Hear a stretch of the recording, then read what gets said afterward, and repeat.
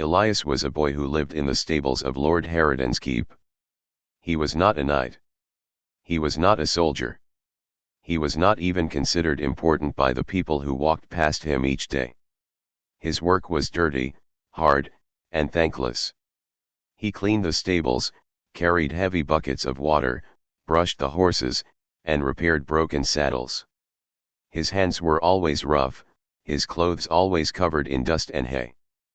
But Elias was different, though no one cared enough to notice. He had a gift that did not shine with swords or magic. His gift was patience. His gift was quiet understanding. While others shouted commands at animals, Elias spoke softly. He could calm a wild horse with only a gentle word. He could ease the fear of a hound with a single look. Even the most stubborn mule would obey him after a while. The people laughed at him sometimes. They said, "Elias, you were born to smell of mud and manure." But Elias did not mind. He listened more to the animals than to the cruel words of men. One night, everything changed. The ground shook. The sky turned black as if the stars themselves were hiding. A roar split the heavens, louder than thunder, sharper than the clash of steel. The villagers screamed. Children cried. Soldiers ran to the walls of the keep, but even they trembled. It was the return of the ancient dragons. These were not small beasts of fairy tales. They were titans with wings like storm clouds and fire that could turn stone into rivers of glass. Their scales glowed with heat, their eyes blazed like suns. The world itself seemed to bend under their power. The people had thought the dragons were gone forever, lost in old stories. But stories had teeth, and those teeth had come to life again. Lord Harridan gathered his knights. The priests lifted their holy symbols. The wizards chanted spells of fire and ice. They thought they could resist. They thought their strength would matter. But when the first dragon descended, the knights were crushed, the priests burned, and the wizards silenced. No army could stand. No king could command. The dragons wanted one thing: submission. They did not want gold. They did not want land. They wanted all to kneel. And in the middle of this terror, in the middle of fire and storm, stood Elias. He was not armed. He had no armor. He was only in the stables, tending to a frightened mare. Her hooves kicked, her eyes rolled in terror. Elias stroked her neck, whispering softly, steadying her fear. And then, the world grew darker. The roof above him split. Shadows swallowed the torchlight. A dragon, larger than the keep itself, lowered its head into the stables. Its eyes burned like molten gold. Its breath was fire and smoke. One exhale could have ended Elias where he stood. But Elias did not run. He looked into those blazing eyes, and he did not see only rage. He saw loneliness. He saw pain older than mountains. He saw a creature that had lived too long, carrying the weight of centuries. The dragon tilted its massive head, curious. It expected screams. It expected fear. But the boy simply breathed calmly, his hands still resting on the trembling horse. Slowly, carefully, Elias stepped forward. His knees shook, but his eyes stayed steady. He raised one hand, open, empty. The dragon lowered its snout, scales glowing like iron fresh from the forge. Elias touched it. And nothing happened. No fire. No death. Only stillness. The dragon blinked. And then, it lowered itself even further, bowing its head until it touched the dirt floor. The boy who cleaned stables had just made a dragon kneel. Word spread quickly. The knights were shocked. The lords whispered in anger. The priests muttered that it was a curse. The people were afraid. How could a boy, a nobody, command what kings could not? But Elias did not claim power. He did not speak of curses. He did not demand gold or thrones. He simply returned to his work, brushing the horse, whispering to calm its fear. And yet, The next night, another dragon came. And the same thing happened. Elias stood, steady and unafraid, and the dragon bowed.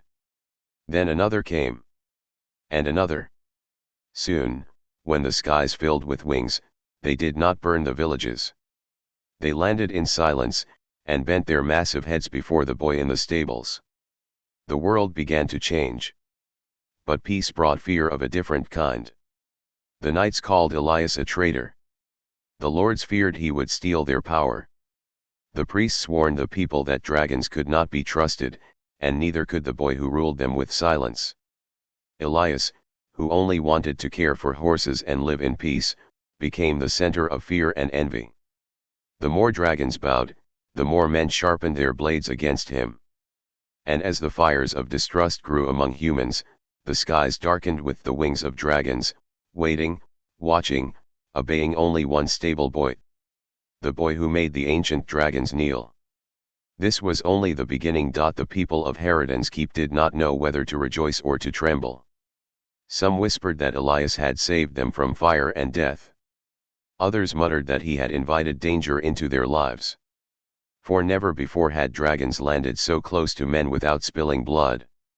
And never before had they bowed to anyone, let alone a stable boy. Lord Heroden, the ruler of the keep, did not trust what he saw. His pride was heavy, his greed deeper still. How could a boy, a servant, a nobody, hold power greater than knights, priests, and kings? His heart burned with envy. To him, Elias was not a savior, he was a threat. So Heroden summoned Elias to stand before his throne. The great hall was full. Knights stood on either side, their armor gleaming. Priests clutched their holy books. Villagers pressed close, whispering about the boy who touched dragons. Elias entered quietly, still wearing his stable clothes, still carrying the scent of hay. He bowed his head respectfully, though his hands shook. "Boy," Lord Heroden's voice thundered, "tell me what trick you have used. How do you bend dragons to your will?" Elias lifted his head slowly. "I do not bend them, my lord. I only listen. They do not want to destroy us. They want to be understood." The hall erupted with laughter. The knights scoffed. The priests shouted of blasphemy. Dragons, they said, were made of fire and chaos. They were beasts of ruin, not creatures of peace. To speak of them as friends was to betray mankind. But then, a sound shook the hall. A deep rumble, like thunder rolling across stone. Dust fell from the ceiling. Torches flickered. And outside the castle walls, a shadow passed. A dragon. Its wings blotted out the sun. Its roar shattered the whispers. People screamed, rushing to the doors. Knights raised their swords. Priests fell to their knees in prayer. Elias walked forward, past them all, to the great doors of the hall. He stepped outside into the light of the beast's fire-lit eyes. The dragon lowered its head, massive and terrible, but it did not roar again. It waited. It bowed. The people gasped. Elias placed his hand gently upon its snout, and the dragon stilled. Its breath no longer burned the air. Its eyes softened like embers cooling in ash. The crowd behind him was silent. And in that silence, fear turned to something else: anger. "Witchcraft," one priest cried. "He has bewitched them." "A traitor," shouted a knight. "He sides with monsters." Lord Heroden's face was twisted with fury. He could not allow a boy to command such respect, such fear, in his own court. He slammed his fist against his throne and declared, "Seize him." The knights advanced. Spears and blades gleamed in the sunlight. Elias stepped back, but the dragon growled, smoke rising from its jaws. "Stop!" Elias cried. His voice shook, but it carried across the courtyard. He turned to the dragon, whispering something only it could hear. The beast growled once more, then rose into the sky, wings cracking like thunder. The soldiers paused, uncertain. The boy had not ordered the dragon to fight. He had let it go. And still, the sight of the dragon bowing before him could not be erased. From that day, Elias became a hunted soul within his own land. The lords feared him. The priests cursed him. The knights swore to strike him down. Yet at night, when the sky grew dark, dragons came. Not just one. Not just two. But many. Their wings shook the forests. Their shadows covered the mountains. They landed in silence around the stables, forming a circle as if guarding him. And always, they bowed. Elias did not command them with power. He did not raise his voice or threaten them. He spoke to them as he spoke to horses, with patience, with kindness, with calm. And slowly, he began to understand their thoughts, not with words, but with feelings.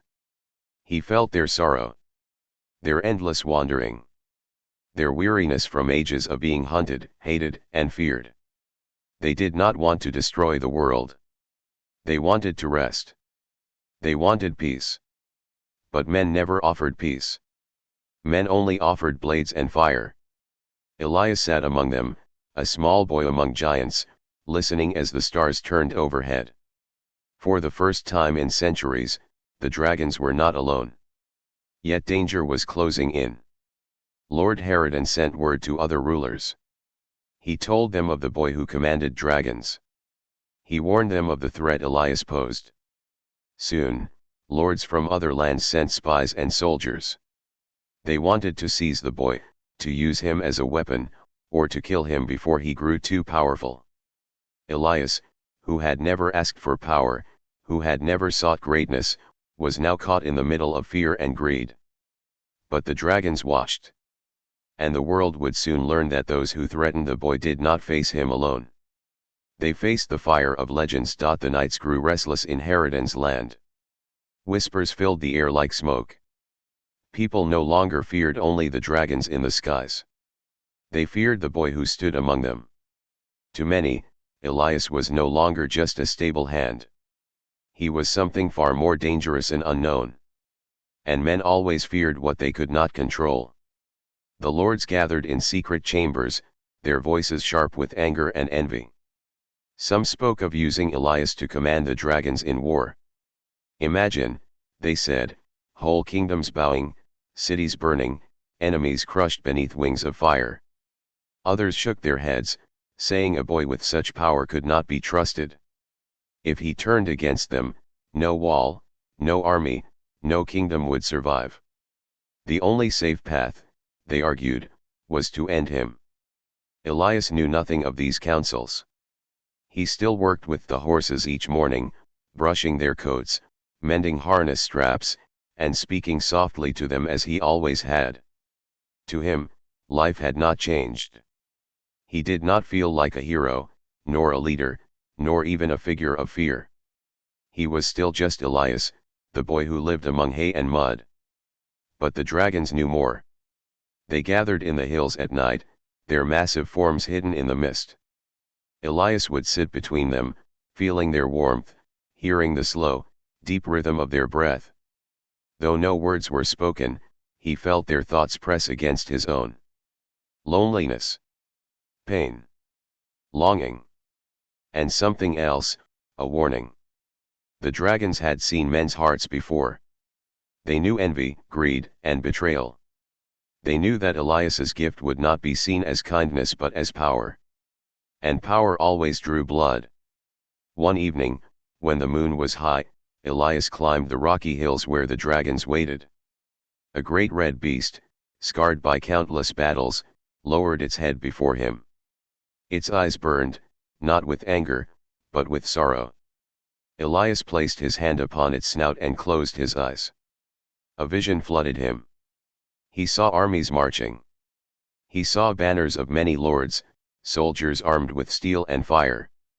He saw himself, bound in chains, dragged before thrones he did not serve.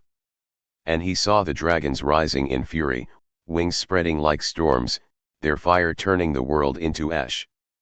Elias pulled back, trembling. The vision was not just a dream. It was a choice waiting to be made. If men came for him, the dragons would not hold back. And if that happened, no kingdom would survive. He returned to the keep the next morning, his face pale, his heart heavy. The villagers eyed him with suspicion. Children no longer ran to greet him. Mothers pulled them away, whispering warnings. Elias lowered his head, though his chest ached with sadness. He had never wanted this. He had never asked to stand between men and dragons. That night, soldiers came. They moved silently through the dark, torches wrapped to hide their flames. They carried nets and chains, not swords. They had not come to kill. They had come to capture. Lord Harridan had given his command: take the boy alive, and keep him under his control. Elias woke to the sound of boots on stone. Before he could stand, rough hands seized him. He struggled, but he was no warrior. He was dragged out of the stables, ropes biting into his wrists. The soldiers cursed him, some with fear, others with triumph. But the night was not silent. From beyond the hills came a low rumble. The ground shook. Horses screamed in their stalls. And then wings filled the sky. Dozens of dragons, scales glinting in moonlight, descended like falling stars. Their roars split the heavens. The soldiers froze, their faces pale. The dragons landed in a great circle, surrounding Elias and his captors. Their eyes glowed, their chests burned with fire ready to be unleashed. The men trembled, gripping their chains tighter, though their courage faltered with every beat of those massive wings. Elias raised his voice, desperate. Stop. Do not harm them. The dragons stilled, but their fire did not fade. They waited for his word, their rage tied to his command. Elias looked at the soldiers who held him. He could see the terror in their eyes. He could see that if he allowed it, the dragons would tear them apart in a heartbeat. But Elias shook his head. Let me go, he whispered. The soldiers hesitated, torn between their orders and their fear. Then, slowly, trembling, they loosened the ropes. Elias fell to his knees, his wrists raw. The dragons growled, but they did not strike. They only watched. Elias stood, rubbing his wrists. His voice was quiet but steady. I will not be your prisoner. And I will not be your weapon. Tell your lord that if he sends men for me again, the dragons will not hold back. The soldiers fled, leaving their torches behind. The dragons spread their wings, their roars shaking the mountains as they vanished into the night sky. Elias stood alone in the darkness, his heart heavy. He had saved the soldiers from death, but he knew the lords would not stop. They would come again, with more men, with greater force. And every time they came, the risk of fire and blood would grow. The dragons had chosen him. But the world of men had not. And soon, Elias would have to choose whether he would remain only a stable boy, or become something far greater. The keep of Lord Harridan grew colder with fear. The soldiers who had returned from the failed capture spoke of dragons surrounding them, their fire ready to turn all into ash. They spoke of the boy who calmed the beasts with only his voice. And though the men had been spared, their shame and terror spread faster than wildfire. To the lords, this was proof that Elias could not be left alone. He was too dangerous, too powerful, too unpredictable. A boy who could call down dragons with a whisper could shatter kingdoms. Armies would not obey kings if dragons knelt before a stable hand. So Harridan sent word across the land. Messengers rode day and night, carrying his warning. He painted Elias as a curse, a monster in the skin of a boy, a danger to all mankind. And his words were believed, for men trusted fear more than truth. Elias felt the change in the air. Villagers who once nodded to him now looked away. Mothers clutched their children when he walked past. Even the horses in the stables were treated with more care than the boy who had once tended them. He said nothing. He carried on with his chores, but his heart grew heavy. He did not want thrones, crowns, or power. He only wanted peace. Yet peace was slipping farther from his reach with each passing day. One evening, as he sat among the dragons in the hills, he asked them, "Why do you bow to me? Why do you come when I never called?" A great silver dragon, its wings like blades of moonlight, lowered its head. Though it did not speak with words, Elias felt its answer deep in his chest. "You hear us. You do not fear us. You do not command us, you understand. And for that, we kneel." The boy's eyes filled with tears. He was only a stable hand, yet these ancient beings, feared by all, chose him. Not because he was strong. Not because he was mighty. But because he listened. Far away, kings and lords were gathering. Haraden's letters had reached them. They met in grand halls, their crowns gleaming under torchlight. Some argued to capture Elias and use him as a weapon. Others demanded his death before he grew stronger. None spoke of mercy. And so, an alliance was formed. Armies were raised. Across valleys and mountains, soldiers marched with banners held high. They were not marching to war against dragons, they were marching to war against a boy. Elias knew they were coming. The dragons had shown him visions of armies advancing, their armor shining like rivers of steel. He sat in the stables that night, staring at the horses he had cared for all his life. He stroked their manes, whispering softly, though his mind was far away. He did not want battle. He did not want to see men burn, nor hear screams echo across the land. But he also knew the lords would never stop. The next day, as the sun rose, the sound of horns reached the keep. Dust rose on the horizon, thick and wide. The armies had arrived. Villagers fled, rushing to hide in caves and forests. The knights of Haraden's keep prepared their defenses, though they shook with fear.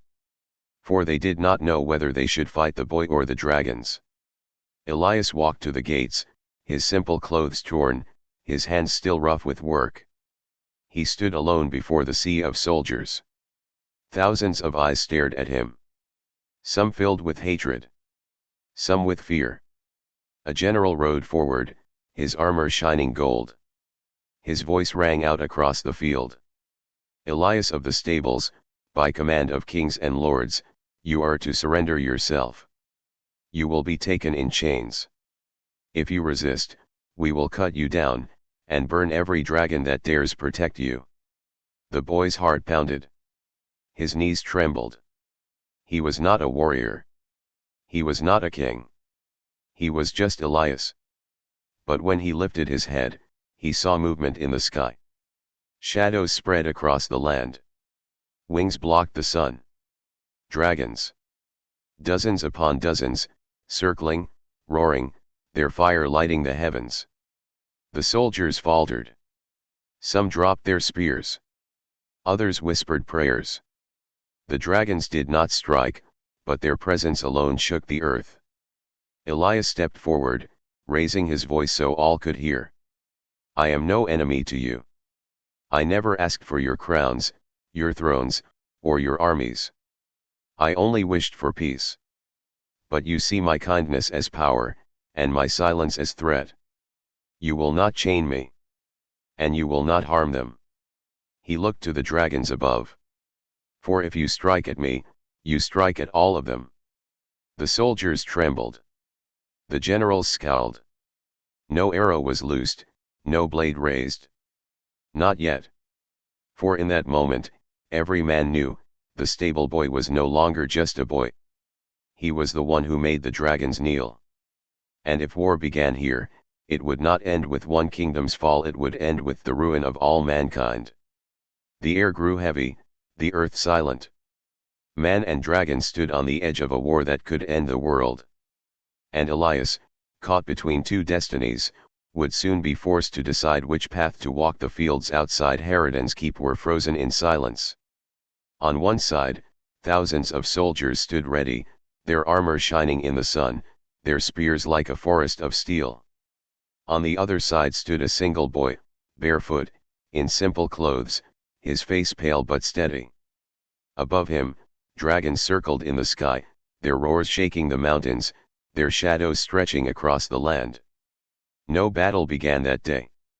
No arrow flew, no sword swung. Both sides stared at each other, waiting. The generals barked orders to hold.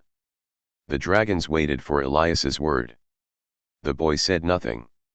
He only stood, his breath heavy, his eyes fixed on the sea of men who had come to take him. When the sun began to sink, the armies pulled back. They did not retreat, but they did not advance. The lords feared to waste their men in fire. They set campfires across the hills and promised themselves that tomorrow would bring victory. But tomorrow never came the way they expected. That night, Elias sat among the dragons. Their scales glowed faintly under the moonlight, and their eyes burned like embers. He felt their thoughts pressing against him: anger, hunger, the thirst for vengeance. For centuries, men had hunted them, cursed them, feared them. Now men had gathered armies to strike down the one human who listened. The dragons wanted blood. They wanted to unleash fire and end the threat forever. Elias bowed his head. His voice was low. If you burn them, there will be no end. Men will not stop. They will raise more armies, and more after that. I do not want rivers of ash. The dragons growled, restless, their wings shifting like storm clouds. A great black dragon, scarred and ancient, lowered its head to him. Its thoughts struck him like thunder. Then you must choose, boy.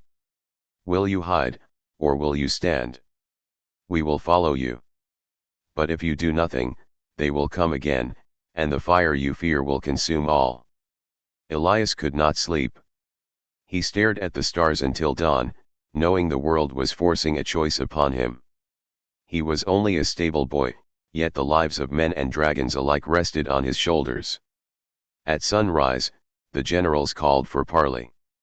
A small group of lords rode forward under white banners, their armor polished, their faces stern. Elias walked out alone to meet them, the dragons watching from above like gods upon high thrones. One of the lords, old and proud, spoke first. You are a danger to all, boy. Dragons bend to you, and that makes you a weapon too great for any kingdom to allow. If you submit yourself to our rule, you may yet live. Refuse, and we will unleash all our armies upon you. Elias listened. His hands shook, but he stood tall. I will not be your weapon, he said softly. And I will not bring war. But if you strike, know this: the dragons will not hold back. You will not fight me. You will fight them. The lords looked at one another, their eyes full of doubt and rage. They returned to their camp without another word. That night, Elias dreamed again. He saw fire raining from the sky, castles crumbling, fields turned to wasteland. He saw kings broken, armies shattered, people screaming. And at the center of it all stood himself, not as a boy, but as a figure feared by all, a master of dragons. He woke in a sweat, his heart racing. It was not a future he wanted. But the lords did not care for his wishes. On the third day, they advanced. Trumpets blared, drums thundered, and the army marched. Shields locked, spears lowered, banners whipped in the wind. Elias stepped forward, tears burning his eyes. Please, he whispered. But the soldiers did not hear. The sky split open. Dragons dived, their roars shaking the heavens. Fire rained down, turning the front lines to ash. Men screamed and scattered. Horses bolted in terror. The earth trembled as giants of scale and flame struck the ground. Elias cried out, running among them. Stop! Do not kill them! His voice was drowned by fire and steel. The dragons fought fiercely, but not with all their might. They held back, waiting for his command. Still, hundreds of soldiers lay broken, their banners burning. Elias fell to his knees in the smoke. His chest ached with sorrow. He had not wanted this. He had not chosen this war. Yet here it was, unfolding before his eyes, and he was at the center. At last, he stood, his face streaked with soot and tears. He raised his arms, shouting with all the strength in his lungs. Enough! The dragons froze. Their fire dimmed. Their wings stilled. Slowly, they pulled back, circling above once more. The battlefield fell silent, broken only by the cries of the wounded. Elias turned to the surviving soldiers. His voice was heavy, but steady. Go back to your lords. Tell them this war ends here. If they come again, it will not be fire that destroys them, it will be their own pride. The soldiers fled, dragging their wounded with them. The fields were littered with ash and broken steel. Elias stood alone, surrounded by silence and sorrow. The dragons had obeyed. But at what cost? He looked at his hands, shaking. He was no longer just a boy of the stables. He was something else now, something the world would not ignore. And deep inside, Elias feared what he might become. The battlefield was silent after the flames died. Smoke curled into the sky, carrying the bitter scent of ash and steel. The armies of men had broken and scattered, but victory did not feel like victory. Elias stood in the middle of the ruin, his hands trembling, his heart heavy. He had begged the dragons to hold back, and still the earth was scarred with death. He did not see himself as a savior. He did not see himself as a conqueror. He saw himself as a boy who had failed. That night, as he sat among the dragons in the hills, their glowing eyes fixed upon him, he spoke aloud. I did not want this. I never asked for war. I never asked for power. Why do you follow me? The great black dragon who had shown him visions before lowered its head. Its thought pressed into him like a weight. Because you are the bridge. You are the voice between our kind and theirs. Without you, there will only be fire. Elias bowed his head. He wanted to believe, but doubt gnawed at him. The lords would not stop. They would send more armies. More men would die. And each battle would draw him farther from the life he had known in the stables. Word of the battle spread quickly. In distant castles, kings listened to reports of soldiers burned alive, of dragons bowing to a boy. Some called him a demon. Others called him a prophet. Songs whispered through villages tales of the stable hand who commanded beasts of fire. But fear outweighed wonder. Priests preached that Elias was cursed. They warned the people that dragons were the enemies of God and man, and anyone who walked with them must be destroyed. Crowds gathered, shouting his name with hatred, calling for his death. Yet in the shadows, others began to hope. Farmers who had lost their land to greedy lords whispered that maybe Elias could bring change. Travelers spoke of the boy who made monsters kneel and wondered if he might protect the weak where kings would not. Elias did not hear these whispers. He returned each night to the stables, though fewer horses remained, and fewer people dared approach him. He sat in the hay, staring at the tools of his old life. The pitchfork. The bucket. The brush. His hands remembered their weight, their simple purpose. But now, when he closed his eyes, he felt the heat of dragon fire instead. One evening, as he sat in silence, a girl crept into the stables. She was young, no older than Elias, with dirt on her face and fear in her eyes. She carried bread wrapped in cloth. They say you are a monster, she whispered. But you saved us.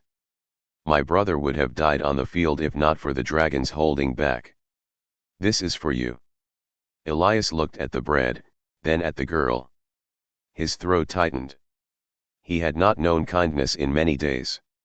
He took the gift with shaking hands. Thank you, he said softly. The girl nodded and slipped away into the night. It was a small moment, but it stayed with him. Not everyone hated him. Not everyone believed the lies. There were still hearts willing to see him for what he was, not a lord, not a king, not a curse, but simply Elias. Far away, the lords prepared again. The defeat had shamed them, but it had also united them. They could not allow a boy to frighten them into silence. They gathered new allies, promising glory, land, and gold to those who would fight. They built weapons meant not for men, but for dragons, great spears tipped with enchanted steel, siege engines designed to pierce scales and bone. This time, they would not march only to capture. They would march to kill. The dragons knew it. Their growls filled the night, restless and sharp. Some demanded vengeance. Others urged Elias to strike first, to lead them in burning the castles before another army could rise. But Elias shook his head. If I start a war, I will be no different from the lords who fear me. If I lead you to kill, I will be the monster they already believe I am. The silver dragon leaned close, its voice like wind through steel. Then you must find another path. For if you do nothing, they will bring ruin to us all. Elias stared into the firelight of their eyes. His chest was heavy with the weight of their trust, and the weight of his people's hatred. A stable boy could not lead armies. A stable boy could not decide the fate of nations. And yet, he was no longer only a stable boy. The choice grew clearer each day. He could run, and let the lords tear the world apart in their fear. Or he could stand, not as a king, not as a warrior, but as something else entirely. As the first true voice of peace between man and dragon. But peace would not come without sacrifice. Elias knew that if he chose this path, he might lose everything: his home, his safety, even his life. Still, as dawn broke and the sound of drums echoed from far-off hills, Elias rose to his feet. He brushed the dust from his hands, no longer the boy who lived only for stables and horses. He would stand. And the world would have to listen. The drums of war carried through the valleys. Villagers woke in the night to the sound of boots and the sight of torches moving across the hills. The lords had returned, this time with greater numbers and weapons forged for one purpose: to kill dragons. Word spread quickly. Fear gripped the countryside. People abandoned their homes, fleeing to forests and caves. They spoke of spears blessed by priests, of arrows tipped with fire, of machines that could pierce even the thickest scales. The lords had emptied their coffers, pouring every coin into the destruction of creatures they could not control. Elias knew they would come for him as well. The dragons were restless, their growls echoing through the hills like distant thunder. Some demanded to strike first. Others warned him not to wait for men to bring ruin to their kind. But Elias hesitated. He was still just a boy in his own heart. He had no army of men, no throne, no council to guide him. Only the dragons looked to him, waiting for a command he did not want to give. Among the villagers, whispers grew darker. Hunger and fear twisted their minds. Some began to say that Elias had brought this war upon them. If not for the boy, they muttered, the lords would have left us in peace. If not for him, the dragons would never have returned. One night, as Elias walked alone near the stables, a stone struck his shoulder. He turned and saw men glaring at him from the shadows. Their faces were hard, their hands clutching more stones. "You've cursed us," one spat. "You've brought monsters to our land." Elias raised his hands, his voice trembling. "I never wished for this. I only tried to keep them from destroying us." But they did not listen. Another stone flew, striking his brow. Blood trickled into his eyes. He staggered, his vision swimming. Before the men could throw again, a roar split the night. A massive dragon landed behind Elias, its wings shaking the earth. The villagers fled in terror, their courage shattered. Elias wiped the blood from his face. His heart ached, not from the wound, but from the truth it revealed. The people he had wanted to protect no longer trusted him. Some even hated him. The dragon lowered its head, nudging him gently. Elias leaned against its scales, whispering, "They will never see me as one of them again." Far away, the lords marched closer. Their army moved like a tide of iron. Among them were priests carrying relics said to banish fire, and siege engines built to pierce the skies. They had one purpose, to kill dragons until none remained. The dragons gathered with Elias in the hills. Dozens of them, their scales glowing under the moon, their eyes burning with fury. The ground trembled under their weight. "They will not stop," Elias whispered. His voice shook, but there was steel in it now. "If they kill one of you, they will hunt the rest. If they kill me, they will hunt another after. There is only one path left." The dragons growled in agreement, their breath filling the air with smoke and heat. But Elias raised his hand. "No slaughter," he said firmly. "We fight to end this, not to burn the world. If I lead you into battle, it will not be for vengeance.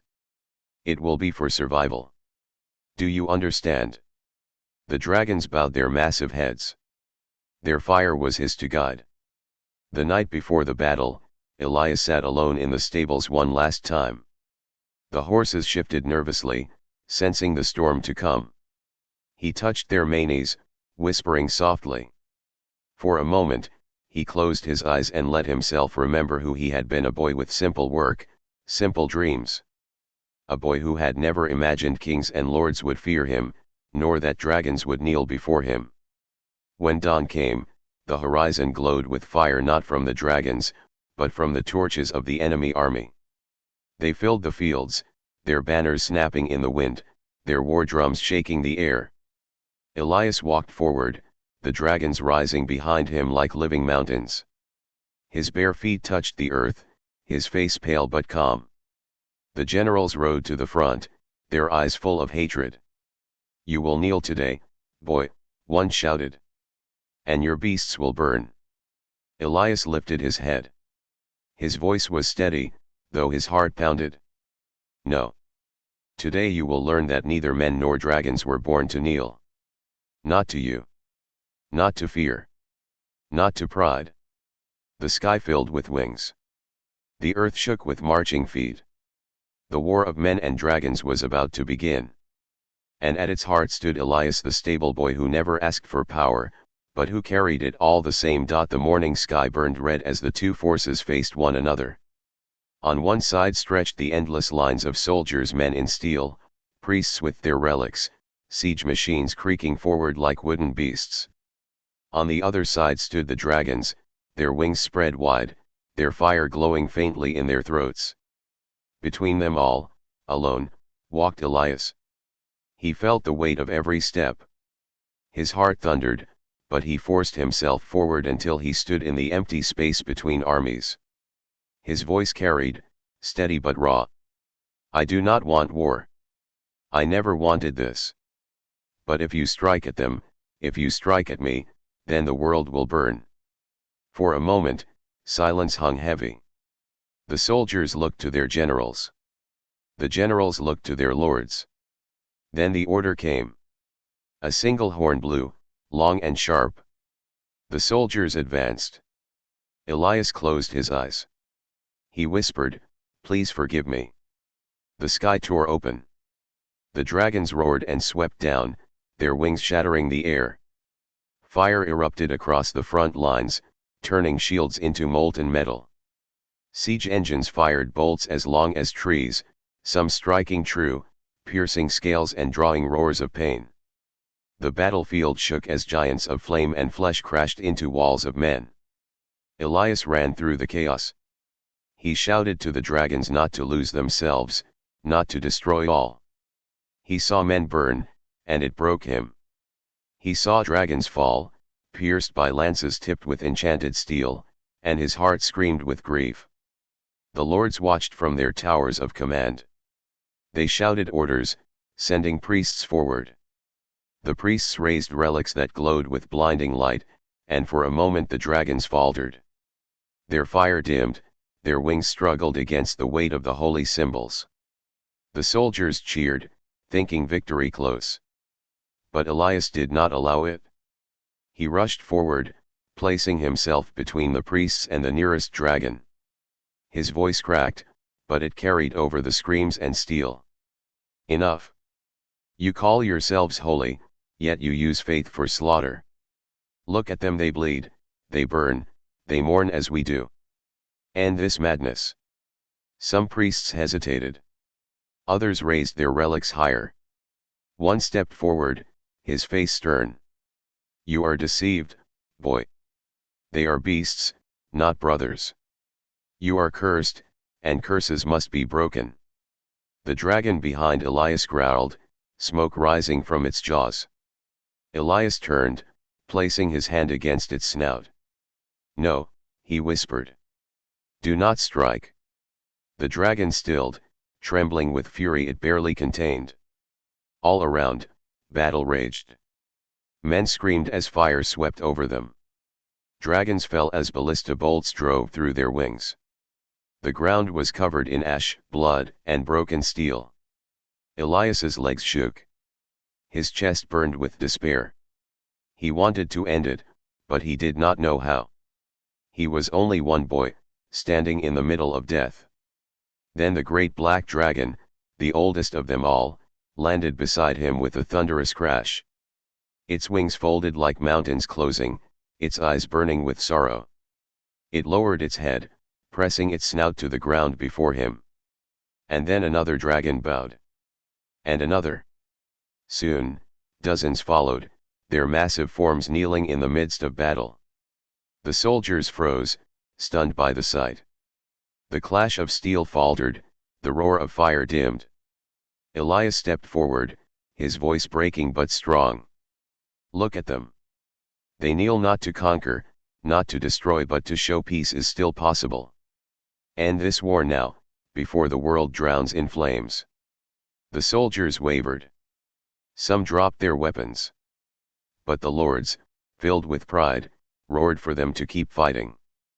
They could not bear the thought of bowing to a boy, or to creatures they had always feared. One lord raised his sword high, shouting, "Strike them all down. Do not kneel. Do not yield." And an arrow flew. It was aimed not at a dragon, but at Elias.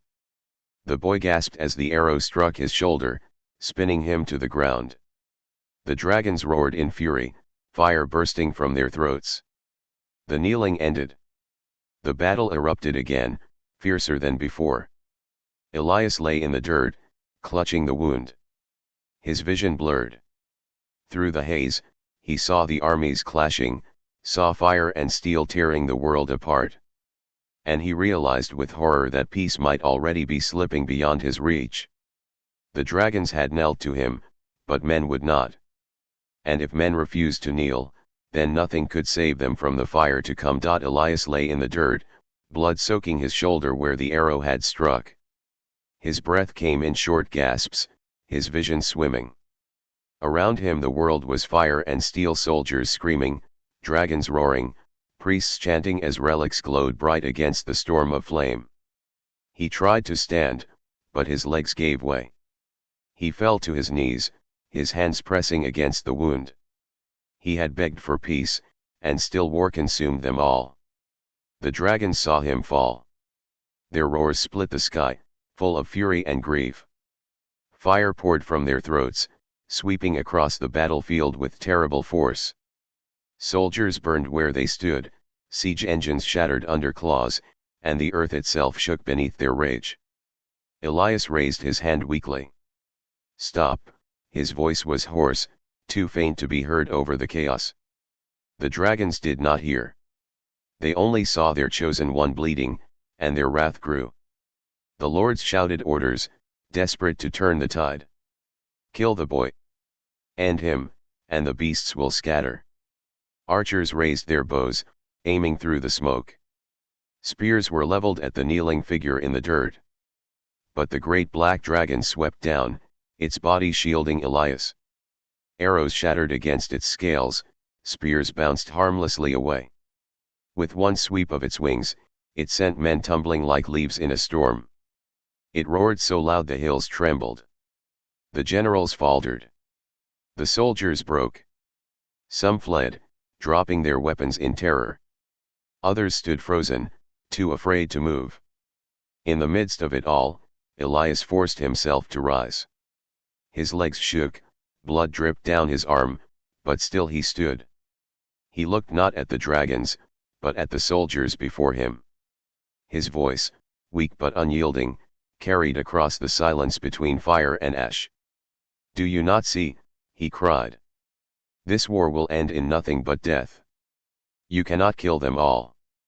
They cannot burn you all. But if we go on, there will be nothing left for man or dragon. No kingdom. No village. No future. Only ash." Some soldiers lowered their weapons, shame filling their eyes. But the lords, proud and unbending, shouted again. "Do not listen. He is a curse. Strike him down." And from among the ranks, a soldier broke forward.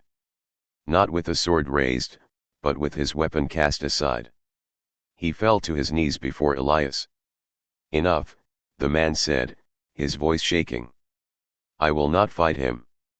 I will not fight the dragons. I am done."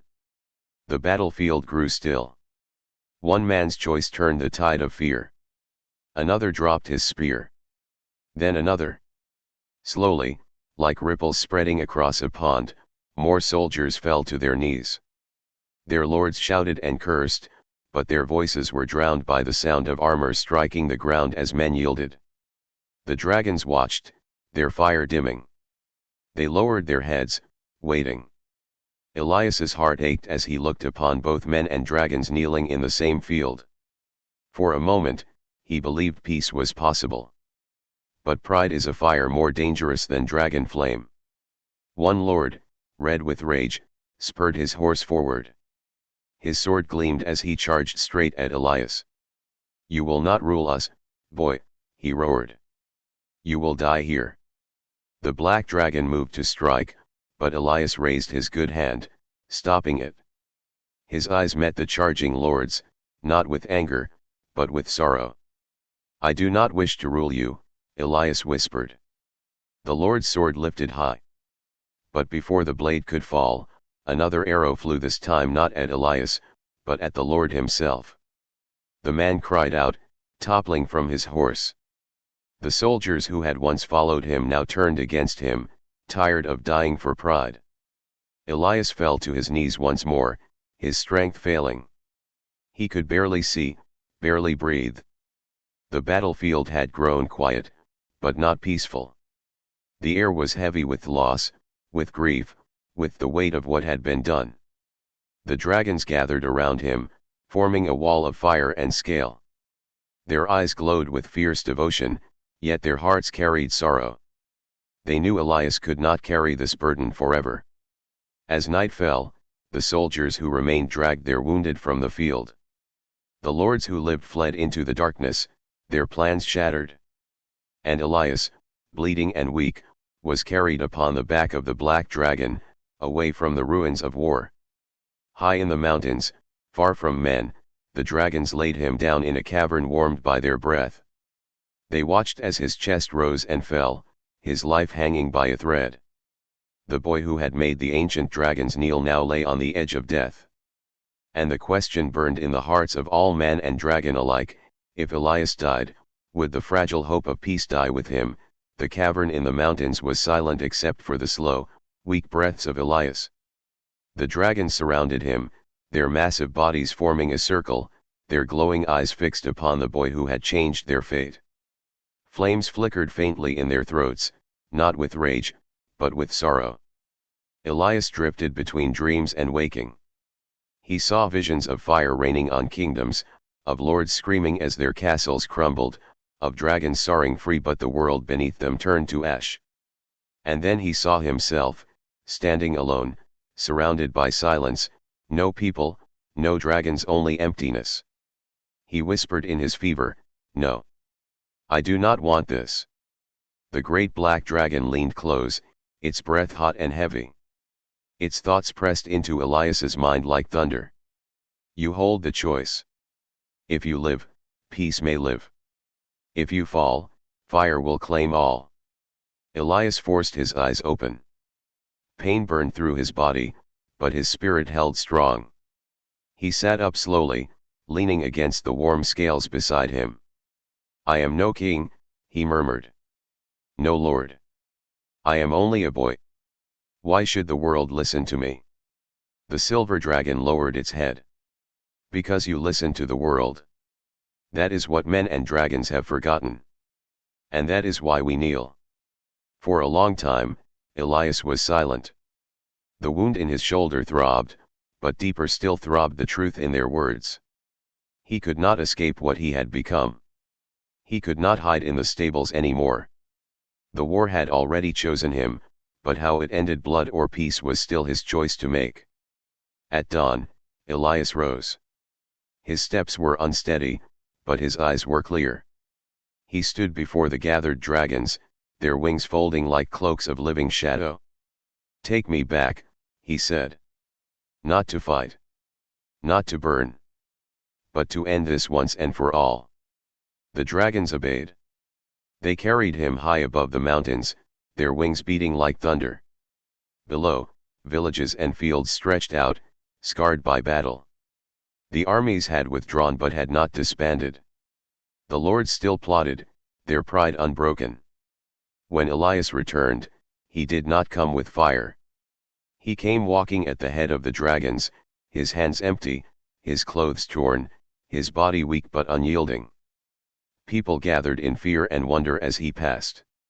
Soldiers who had once raised swords against him now dropped their weapons, staring in silence. Elias stood before the gates of Herodin's keep, where the lords had once condemned him. The dragons landed behind him, bowing low, their massive heads touching the earth. The ground shook with their submission. Elias raised his voice. It carried across the courtyard, across the frightened crowds, across the walls where lords and priests watched with pale faces. "This ends now. I will not be your weapon. I will not be your curse. I will not be your king. I am only Elias, son of no throne, servant of no crown. But hear this, if you strike again at me, or at them, the world will burn not because they wish it, but because your pride will leave them no choice."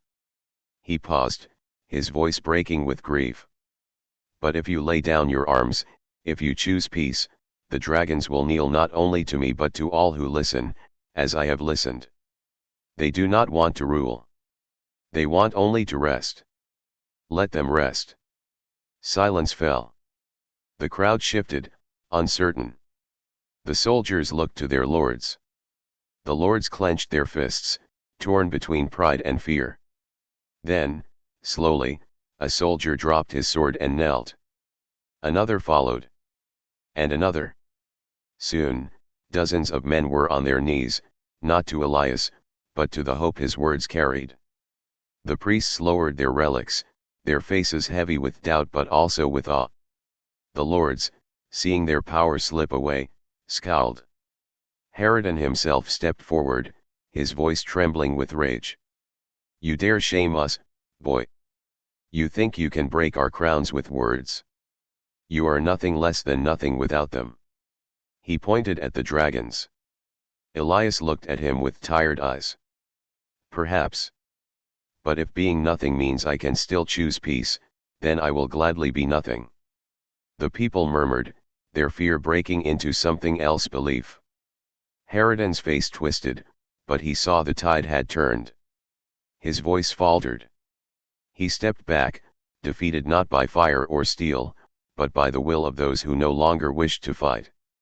The dragons bowed again, their wings folding close, their eyes dimming from fire to calm. For the first time in centuries, the skies were quiet. Elias turned away from the lords, from the thrones, from the crowns. He walked back toward the stables, the place where his story had begun. His steps were slow, but his heart was lighter. He had not destroyed the world, nor had he conquered it. He had simply reminded it to listen. The dragons followed him, not as weapons, not as rulers, but as companions. And though fear still lingered in many hearts, a seed of peace had been planted that day. Elias was still a stable boy. But he was also something greater, not a king of men, not a master of dragons, but a bridge between worlds. And for the first time, both man and dragon bowed not in fear, but in respect. The boy who had made the ancient dragons kneel had given them something even stronger than fear. He had given them hope.